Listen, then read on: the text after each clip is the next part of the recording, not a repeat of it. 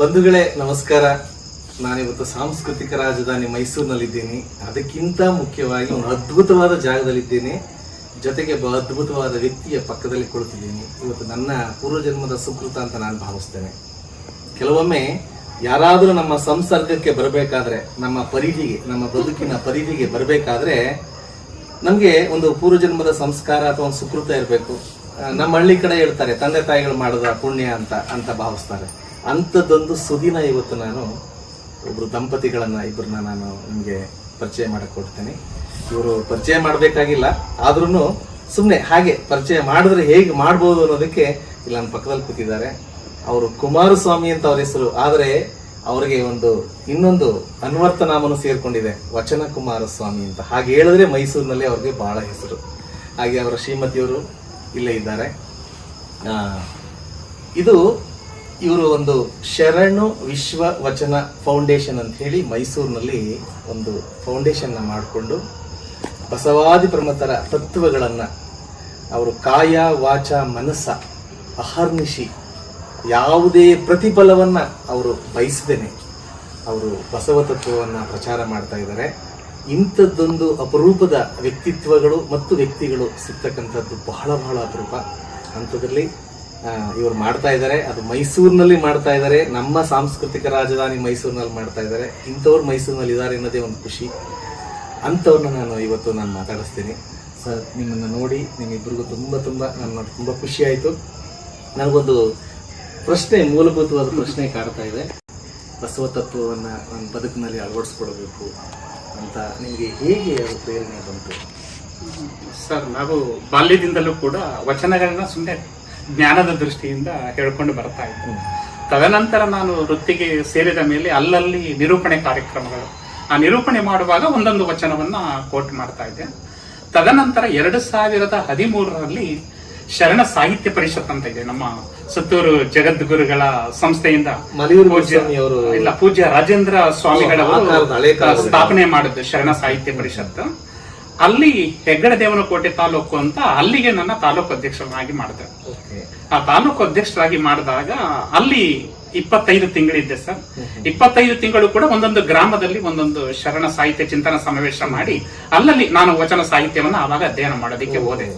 ಅಧ್ಯಯನ ಮಾಡಿ ನಂತರ ನನ್ನ ಕಾರ್ಯಕ್ಷೇತ್ರ ಮೈಸೂರಿಗೆ ಶಿಫ್ಟ್ ಆಯ್ತು.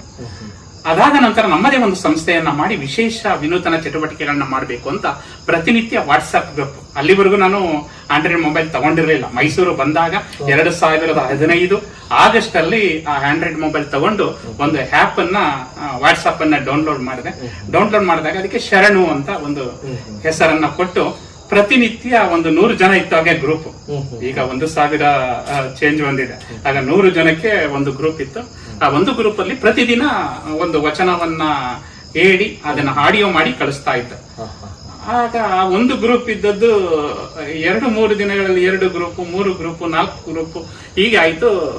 ಎಲ್ಲ ಕೇಳ್ತಾ ಇದ್ರು, ಇವರು ಕುಮಾರಸ್ವಾಮಿ ಅಂದ್ರೆ ಕೆಲವರಿಗೆ ವಚನ ಕುಮಾರಸ್ವಾಮಿನ ಅಂತ ಕೇಳ್ತಾ ಇದ್ರು.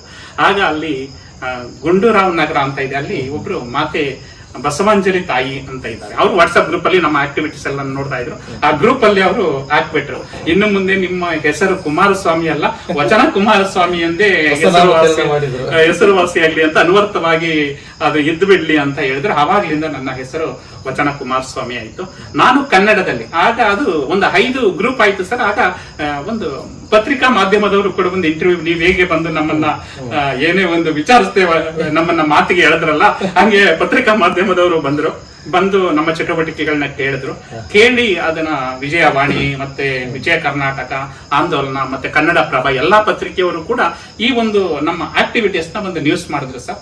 ಅದು ಸದ್ಯದಲ್ಲೇ ಎಲ್ಲಾ ದೇಶಗಳಿಗೂ ಕೂಡ ಪತ್ರಿಕಾ ಮಾಧ್ಯಮದ ಮುಖಾಂತರ ಸಾಮಾಜಿಕ ಜಾಲತಾಣಗಳ ಮಧ್ಯದಲ್ಲಿ ನಂದೊಂದು ಇನ್ನೊಂದು ಕುತೂಹಲದ ಪ್ರಶ್ನೆ ಏನು ಅಂದ್ರೆ, ನೀವು ಆಸಕ್ತಿಗೋಸ್ಕರ ಅಥವಾ ಹಾಗೆ ವಚನಗಳನ್ನ ಹೇಳ್ತಾ ಇದನ್ನ ನೀವು ರೂಢಿಸ್ಕೊಂಡ್ರಿ.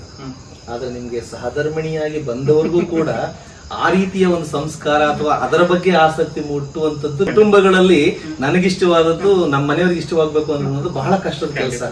ಆದ್ರೆ ನಿಮ್ಮಿಬ್ರು ನೋಡಿದ್ರೆ ಸಾಕ್ಷಾತ್ ಏನೋ ದೇವರೇ ಒಂದು ಸೃಷ್ಟಿ ಮಾಡಿ ಕಳಿಸಿರೋ ತರ ನಿಮಗಿಂತ ಹೆಚ್ಚು ಮಟ್ಟದ ಡೆಡಿಕೇಶನ್ ಅನ್ನ ಅವ್ರನ್ನಲ್ಲಿ ನೋಡ್ತೀವಿ. ನಿಮಗೆ ಹೇಗೆ ಈ ರೀತಿಯ ಒಂದು ಇದನ್ನ ಸರ್? ಹೀಗೆ ಇವರು ಹೀಗೆ ಶರಣ ಸಾಹಿತ್ಯ ಪರಿಷತ್ತಿಗೆ ಬಂದ್ರು. ಆಗ ನಮಗೆ ಇನ್ನೂ ಹೆಚ್ಚಿನ ವಚನದ ಬಗ್ಗೆ ಒಂದು ಆಸಕ್ತಿ ಮೂಡಿತು. ಯಾಕಂದ್ರೆ ನಾವು ಪಠ್ಯಪಾಠ ಪುಸ್ತಕದಲ್ಲಿ ಓದಿರ್ತೀವಿ ವಚನಗಳನ್ನ, ಬಸವಣ್ಣವರ ವಚನ, ಅಕ್ಕಮಾದೇವಿ ವಚನ, ಅಲ್ಲಮ್ಮ ಪ್ರಭು ವಚನ, ಅದಷ್ಟೇ. ಆ ವಚನ ಆ ಒಂದು ಪರೀಕ್ಷೆ ಬರೆಯುವ ನಿಟ್ಟಿನಲ್ಲಿ ಮಾತ್ರ ಅಧ್ಯಯನ ಮಾಡಿದ್ವಿ ನಾವು. ದೀರ್ಘವಾಗಿ ಪರೀಕ್ಷಾ ದೃಷ್ಟಿಯಿಂದ ಅಷ್ಟೇ ನಾವು ಅದನ್ನ ವಚನವನ್ನ ತಿಳ್ಕೊಂಡಿದ್ವಿ.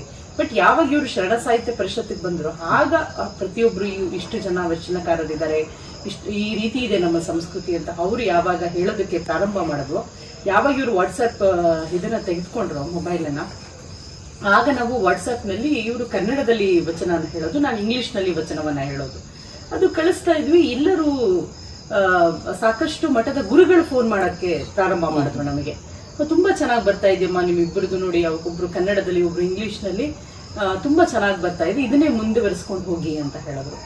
ಆಗ ನಾವು ಪೂರ್ಣವಾಗಿ ಅಧ್ಯಯನ ಮಾಡೋದಕ್ಕೆ ಸ್ಟಾರ್ಟ್ ಮಾಡಿದ್ವಿ ವಚನಕಾರರ ಬಗ್ಗೆ. ಆಗ ನಮಗೆ ಒಂದು ಯಾಕೆ ಸಂಸ್ಥೆಯನ್ನೇ ಪ್ರಾರಂಭ ಮಾಡಬಾರ್ದು ಅಂತ ಹೇಳಿ, ಅದೇನೋ ದೈವ ಪ್ರೇರಣೆ ಅನ್ಸುತ್ತೆ, ಒಂದು ಸಂಸ್ಥೆಯನ್ನ ಪ್ರಾರಂಭ ಮಾಡಿದ್ವಿ.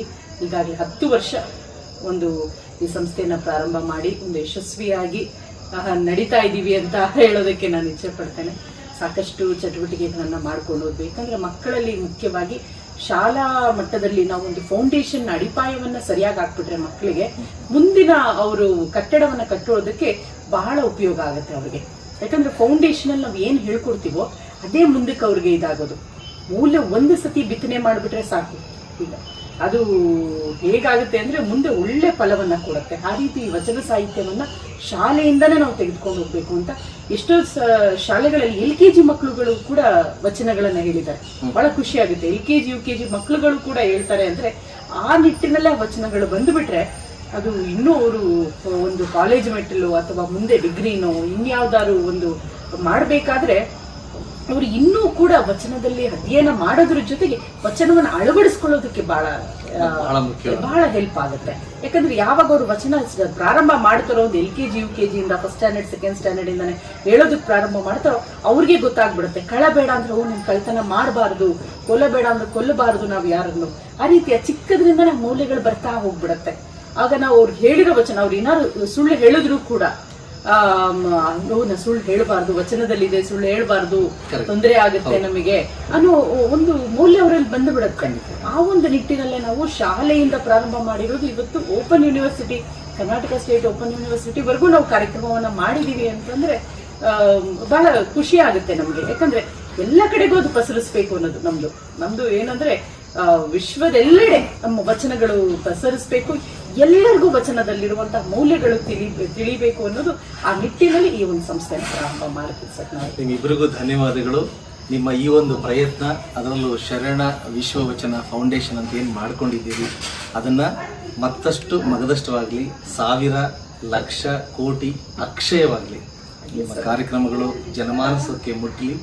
ಮತ್ತು ಇನ್ನೊಂದು ವಿಶೇಷ ಏನು ಅಂತಂದರೆ, ಕಲ್ಯಾಣದಲ್ಲಿ ನಡೆದಂತಹ ಬಸವ ಕ್ರಾಂತಿಯ ಆ ಫಲಿತಾಂಶ ಒಂದು ಅರ್ಥದಲ್ಲಿ ಭಾರತದಲ್ಲಿ ಬಸವನಾಡಾಗಬೇಕಾಗಿತ್ತು. ಆದರೆ ಅದು ಕಾರಣಾಂತರಗಳಿಂದ ಅದಾಗಲಿಲ್ಲ ಅಂತ ನಿಮ್ಮಂಥವರ ಪ್ರಯತ್ನದಲ್ಲಿ ಮುಂದಿನ ಅಥವಾ ಭವಿಷ್ಯದಲ್ಲಿ ಭಾರತ ಬಸವನಾಡಾಗಿ ಪರಿವರ್ತನೆಯಾಗಲಿ, ಎಲ್ಲೆಲ್ಲೂ ವಚನ ಸಾಹಿತ್ಯ ಮೊಳಗಲಿ, ಬೆಳಗಲಿ, ಝೇಂಕರಿಸಲಿ ಅಂತ ಹೇಳ್ತಾ ನಿಮ್ಮಿಬ್ಬರಿಗೂ ಭಗವಂತ ಒಳ್ಳೆಯ ಆಯುಷ್ಯು, ಆರೋಗ್ಯ, ಮತ್ತೊಂದಷ್ಟು ಸ್ಫೂರ್ತಿ, ಶಕ್ತಿ, ಚೈತನ್ಯ ಎಲ್ಲವನ್ನ ಬಸವಾದಿ ಪ್ರಮಂತ್ರ ಕೊಡಲಿ ಅಂತ ಮನಸ್ಫೂರ್ತಿಯಿಂದ ನಿಮಗೆ ನಮಸ್ಕಾರಗಳನ್ನು ಹೇಳ್ತೀನಿ. ತಾವು ಕೂಡ ಸಿಂಗಾಪುರಿಂದ ಮೈಸೂರಿಗೆ ಬಂದು ನಮ್ಮ ಕಚೇರಿಗೆ ಭೇಟಿ ನೀಡಿ ನಮ್ಮ ಚಟುವಟಿಕೆಗಳ ಬಗ್ಗೆ ತುಂಬಾ ಹೃದಯ ತುಂಬಿ ಮನ ತುಂಬಿ ಮಾತನಾಡಿದಂತಹ ತಮಗೂ ಕೂಡ ಭಕ್ತಿಪೂರ್ವಕ ಶರಣಾರ್ಥಿಗಳು. ಸಿಂಗಾಪುರ್ನಲ್ಲೂ ಕೂಡ ನಮ್ಮ ವಚನ ಸಾಹಿತ್ಯವನ್ನ ಪ್ರಸಾರ ಮಾಡ್ತಿದ್ದೀರಿ. ಇನ್ನಷ್ಟು ಹೆಚ್ಚು ಕೆಲಸಗಳಾಗ್ಲಿ, ಮಕ್ಕಳುಗಳಲ್ಲಿ ಇನ್ನೂ ಒಂದು ವಚನದ ಬಗ್ಗೆ ಆಸಕ್ತಿಯನ್ನ ಇನ್ನೂ ಹೆಚ್ಚು ಮೂಡಿಸಿ ಅಂತ ಹೇಳಿ, ಅದಕ್ಕೆ ನಮ್ಮ ಸಹಕಾರ ಯಾವಾಗ್ಲೂ ಇರುತ್ತೆ. ನಿಮ್ಗೆ ಏನೇ ಬೇಕು ಅಂದ್ರೂ ಮಾಹಿತಿ ಆಗ್ಲಿ, ಏನೇ ಒಂದು ಚಟುವಟಿಕೆಗಳಾಗ್ಲಿ, ಏನೇ ಇದ್ರೂ ಕೂಡ ನಾವು ನಿಮ್ಗೆ ಸದಾ ಸಹಕಾರವನ್ನ. ಧನ್ಯವಾದಗಳು ಸರ್. ಧನ್ಯವಾದ. ಶರಣಾರ್ಥಿ.